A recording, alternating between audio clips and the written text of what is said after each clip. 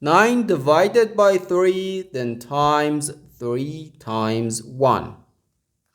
3 times 1 gives us 3. And 3 times 3 equals 9. So 9 divided by 9 is just 1. But this answer is not correct, because according to the order of operations, which is PEMDAS,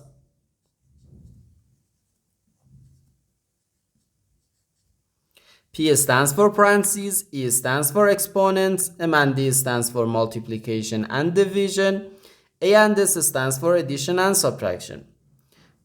First we have to do parentheses, then exponents, then multiplication or division, and finally addition or subtraction. Remember that multiplication and division have equal priority and we have to work from left to right.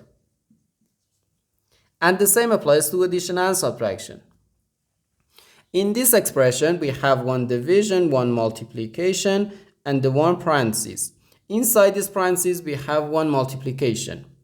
Here we have a multiplication because in mathematics, when a number is placed next to parentheses, it means multiplication, and we usually don't write the multiplication sign for brevity. Okay, so according to the PEMDAS, first we have to do this parentheses, then this division, and finally this multiplication. If we do this multiplication before this division, it is wrong.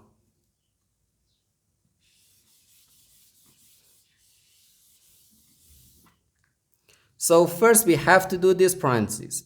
Inside this parentheses we have 3 times 1, which gives us 3. So 9 divided by 3, then times 3.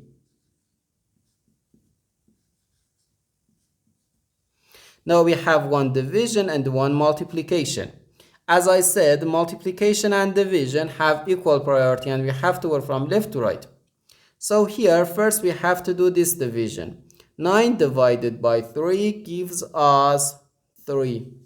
So 3 times 3, which equals 9. And this is our final answer to this problem. The correct answer is 9.